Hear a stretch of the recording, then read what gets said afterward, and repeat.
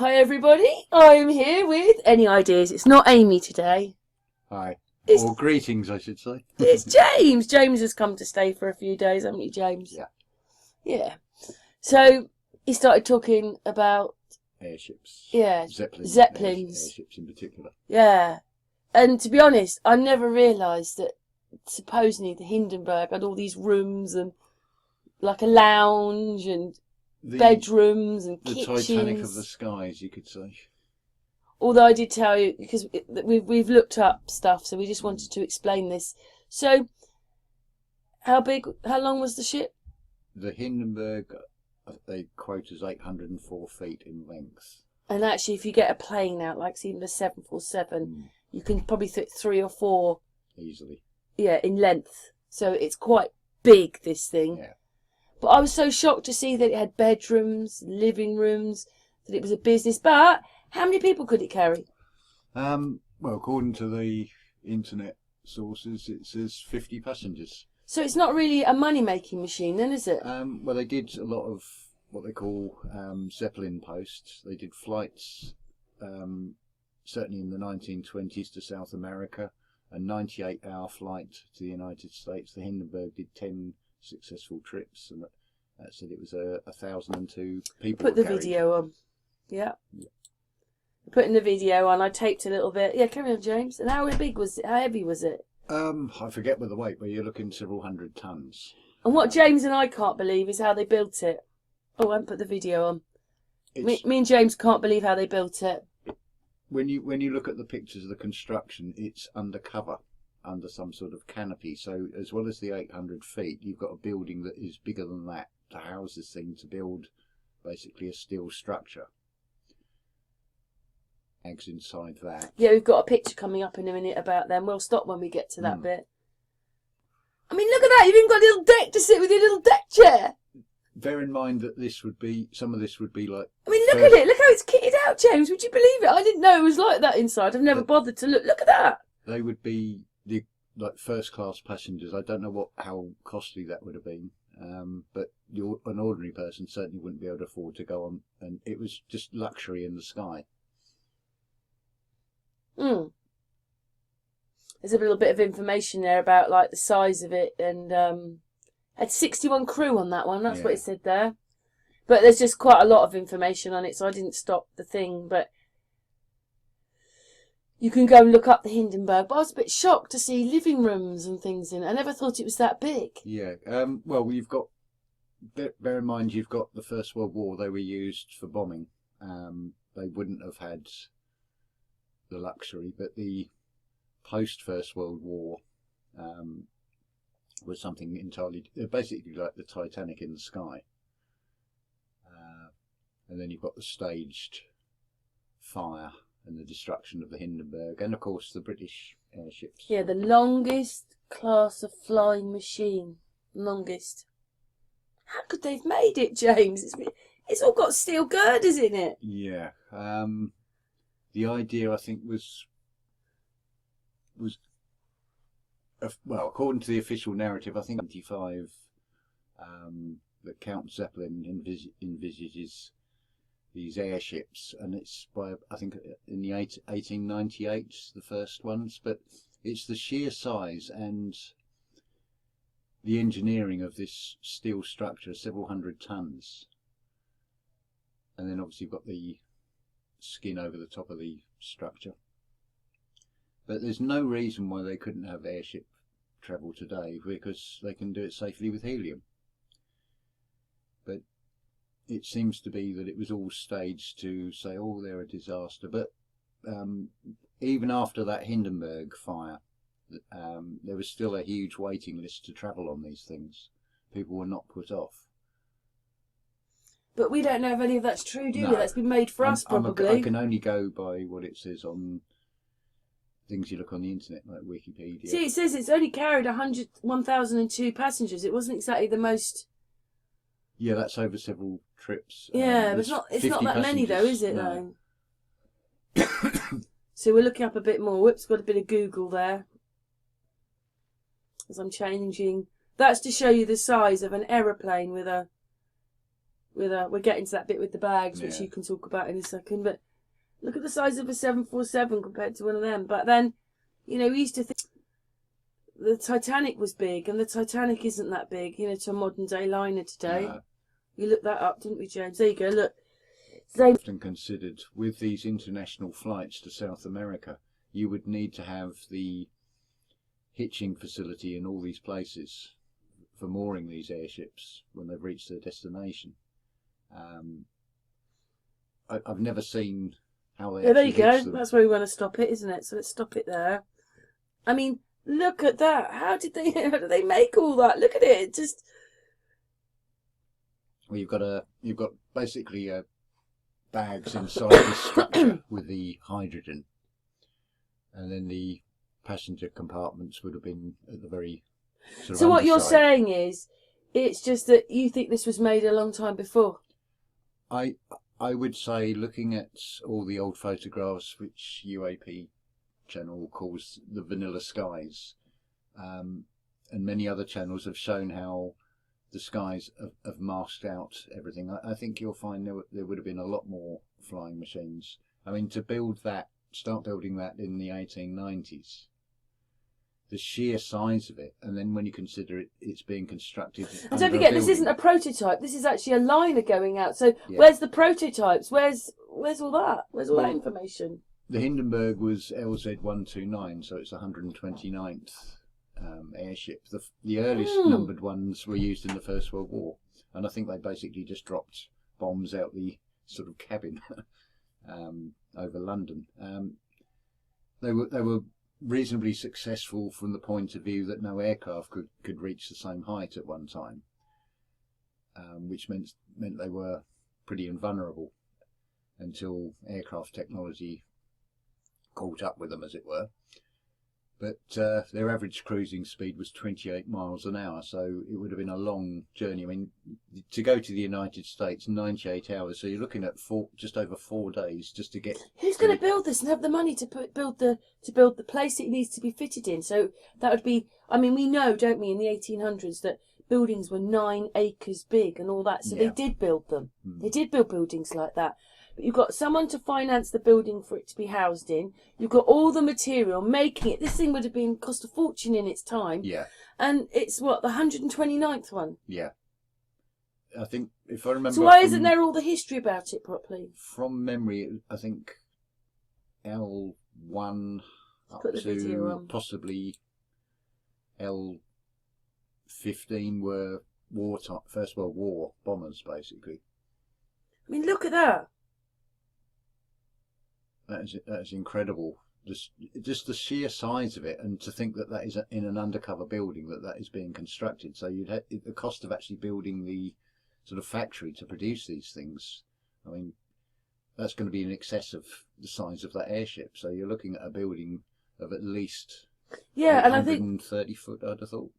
Well, we don't even know if this is No. real, do we? But I was really shocked that actually, when you get to it, it's all like that, innit? People did survive that Hindenburg crash. They jumped when it was close enough to the ground. I think it was 44 killed on that one. There was a long succession of disasters with airships. The RAF ones as well, the R101, and I think it's the R38. It's almost seems staged to get rid of. I mean, this look at way of that, travel. James. Did when you look at that? Does this? Let's go back to this one. Let's just stop it here for a minute. You know me, I like to break things down. Is this really high tech? Is this really millionaires?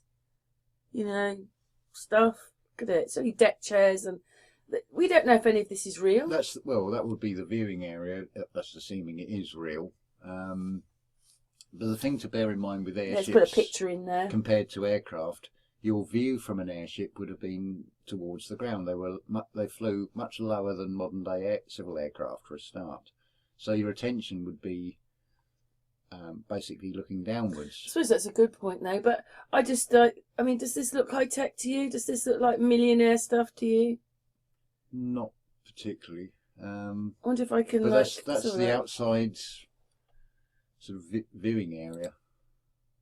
We're gonna look at the video. We're breaking the video down. Let's go and have a look. Zoom in. I mean, oh, come on, what's going on over here? Oh, I have to do it like this. That's it.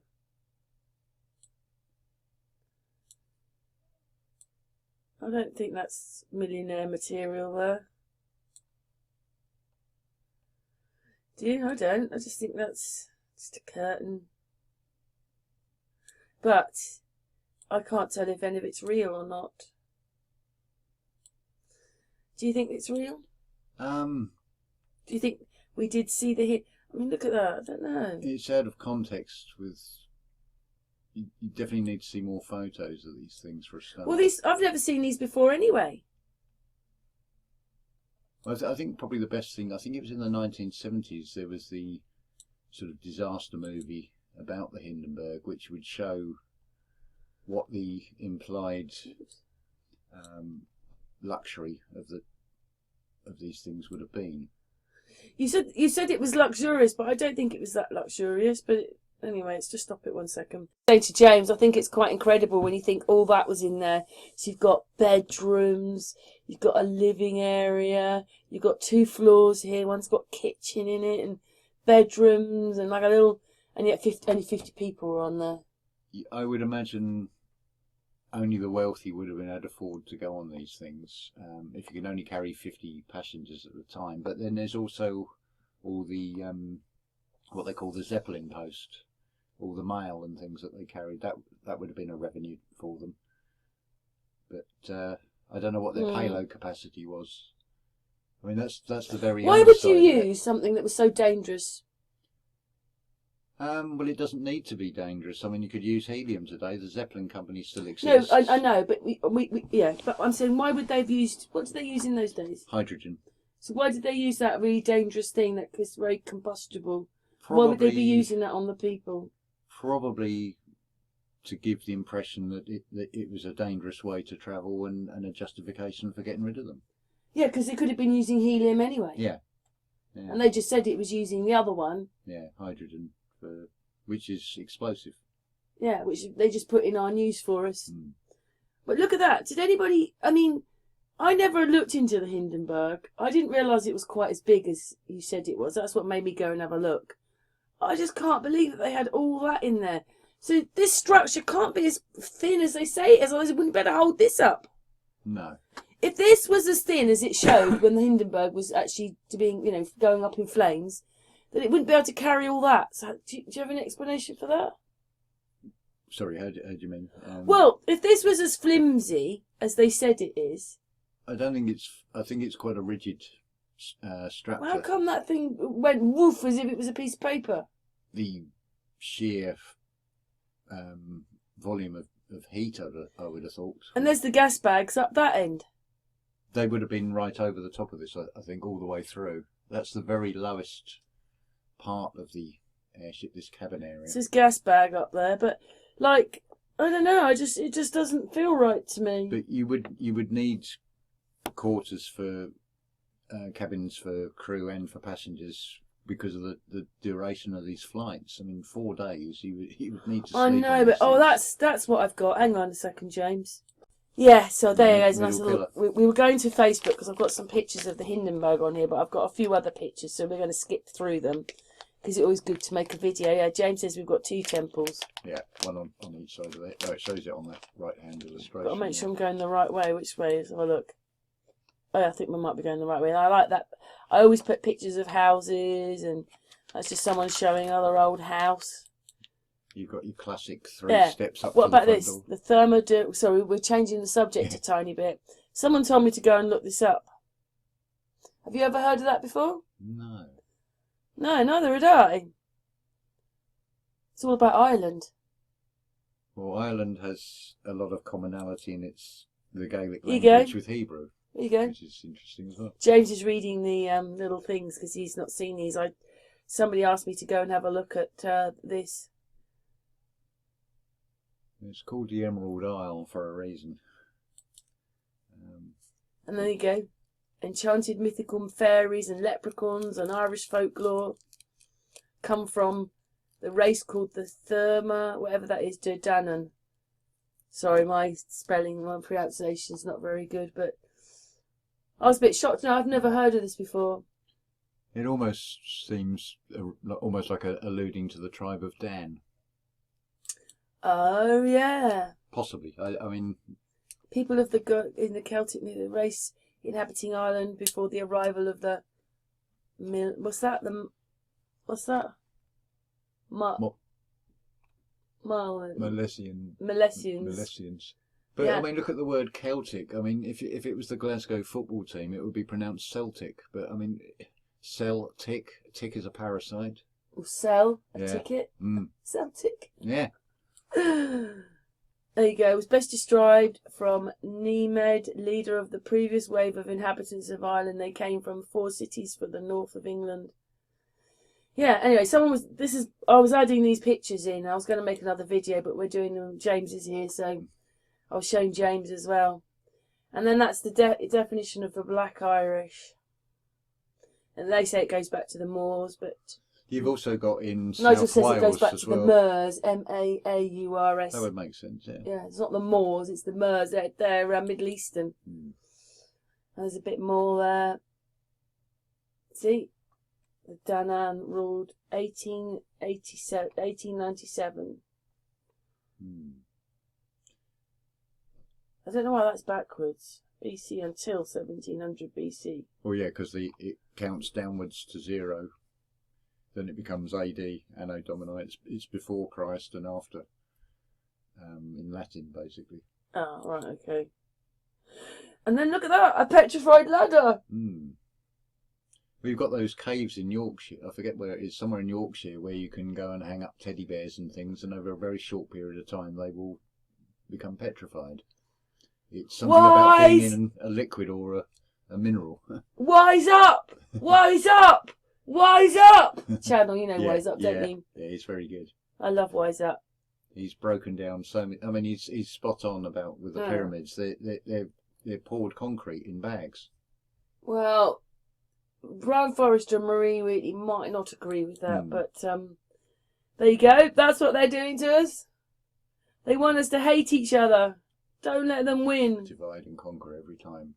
Right across every aspect. I just see these on Facebook. And then what it is this is Alan Henderson. He's actually one of the group, he's one of the people that looks after one of the groups. I can't remember which group he looks after now. Not the family. I can't remember which group it is he looks after. But he was out with this bridge and I was just showing it to James. We are getting to the Hindenburg, don't worry. But these are just some of the pictures I put in. There's a little bridge under the bigger bridge. It's quite rocky down there, doesn't it? I think he lives in Scotland. Well, the rock almost gives the impression of being melted. What, here you mean? Yeah. Not just that, this brick is different to this brick. Yeah. Different colour. It does seem almost like they've put another bridge over an existing bridge, in a way. The colour of the stone is different. Let's go up to there and have a look. Yeah, look. Is this part of support for that bridge? Or was that another bridge? There's bricks and things here. Generally, with the aqueducts and things, you get a series of arches on top of arches of the same size. See, look, there's some structure there. Yeah. That looks to be melted. Almost turned to molten, the way it's sort of formed itself there. Yeah, it's a bit collapsed. I took that because it's not, it needs, I don't know. It looks an inferior stone to the bridge that's on top of those bricks look bigger than those bricks. These bricks are bigger. Yeah. I don't know what they are there. The further you go back, we get into these megalithic structures and things get smaller and smaller as we come forward in time. You can see that with buildings. But how do they build that? How do they build either one of these? Well, you just put some bricks together and stand on it, and then it takes you days as you build it out. And then don't forget, look, they put the bricks underneath. It's a very strange. I just want to know, how and this is all strange. The stuff over here looks like numbers and letters on it. See, look, there's numbers and letters in it. Anyway, I'm not getting into it. There you go. These are numbers and letters. Can never make them out properly, but they are. And it's got that bit there in the middle of the bridge. All right, so now we're back to the Zeppelin. This is a bedroom for the rich. Does that look very rich? Compared to railway carriages of the same sort of age, yes. It's just got a bed and a bunk bed in it with a thing on it and a little thing on it. There's nothing nice about that room. Well, but I mean, you are in a Zeppelin. Yeah. I do understand that. What's that there? I don't know what that is. Is that the headrest? Little tiny headrest, and those windows. There you go. That's supposed to be somebody on the Hindenburg.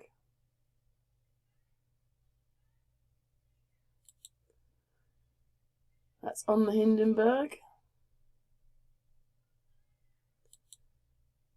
And there you go. Nice big restaurant on the Hindenburg for the 50 people. I get the impression it would have been waiter service with champagne and same as the first class travel on the Titanic, which you see in the films. That's the impression I've got of it. And a cost probably to match, so only the wealthy could probably travel on these things. There you go. 32 rare historical photographs that show why flying on the Hindenburg. Yeah, for 50 passengers.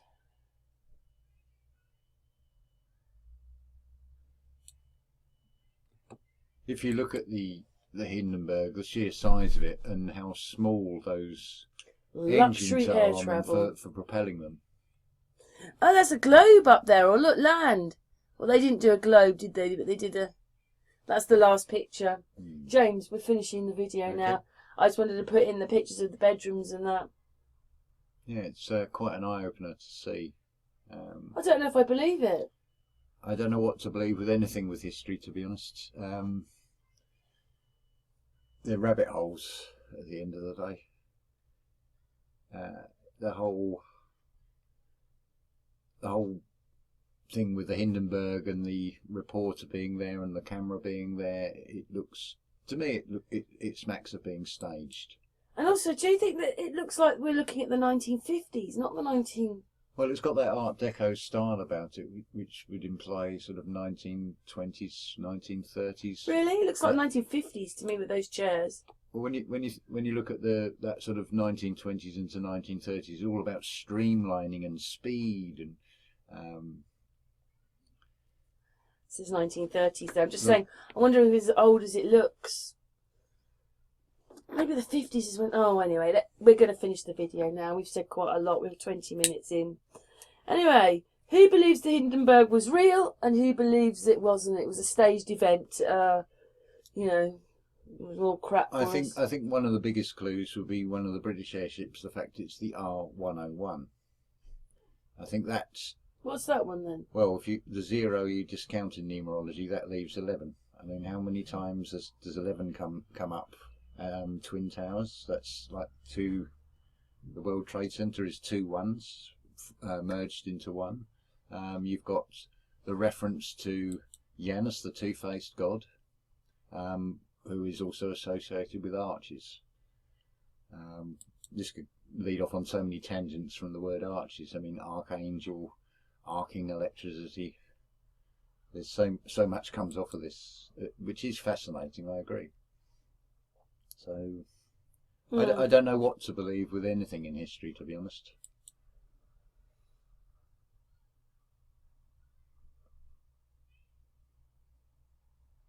It'd be interesting to see if we can find out what the cost of travel on one of these things would have been. I mean, you're looking at a good 4 days to go from Europe to the United States. So you've got to account for the flight cost, the cost of the crew, and making a profit on this as well. And the food. And the food, yeah, the food. Drink. Probably, I imagine it'd be fine dining and champagne. It's probably the same thing, class. James. They made the money on the alcohol. Yeah, well, and the mail as well. I mean, if you go on to, if you're a stamp collector and you go on to stamp auction catalogues, or was this the start of where they thought that there would be hundreds of these things flying around with hundreds of people on them? I would have thought they are much earlier, the same as submarines, than we're being told. I think a lot of the history has been covered up. In the I think actually, when I looked up before, that it's actually like the 1830s and 40s these things were going. Then we've had this horrible flood in this time. Well, if you look at the, we've just had this Venus and Saturn, Jupiter and Saturn eclipse, which formed a V in the sky. The last one was about 1812. The one before that was, I think, about 1625. It always comes around with a... Those 2 times is when we have a bad flood. There's also... or something happens in our life where they've totally changed our life for us. And deposing a ruler. I mean... Well, is that the Queen? Because no one knows where the Queen is. Well, you've got...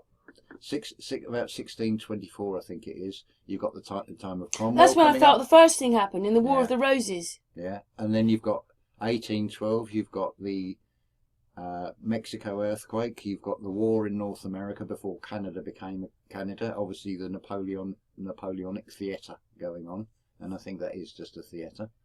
There's something more behind that. That is a cover story. Do you know? It almost. I mean, we're supposed to be finishing, by the way, guys, but it almost feels, James, as if this place here didn't have any people in it, and they needed to get the people into the countries, and then basically, for instance, that's why they sent children over to Australia, and how we got to go into America, to this place, and then when we got there, they quarantined us and took the children, just like Hitler did. I mean, Hitler's part of it was the same but different, but it just seems that America they're saying it had nobody in it except the original people that were in it, which they like to change. Well, everything, I think they've shifted populations around. The implication from the oldest maps is what we would think of as Caucasian or European people came from Africa. Are they trying to put people out? Are they trying to populate the place we live in? Shifting the populations around. I mean, it's this sort of rule of Babylon. Babylon. So all this is fake then? For confusion. All this is fake. All the Hindenburg and all that is fake then? Could well be. Trying to make us look like we had a life that never did happen. None of this happened. There's nobody. I mean, really... I am a bit shocked when I saw the little video. Oh, I'm not stopping it now. The very first video with all the rooms in. It's like, I don't know, was that real? Don't know what to believe is real, because there's nobody alive today that has a living memory of these things. Did we start the 1800s? Everything could have started in the 1800s. Anyway, we're going to stop now because we've got if, but, when, why and maybe. Yeah. Anyway, thanks very much from me and James. Thank you.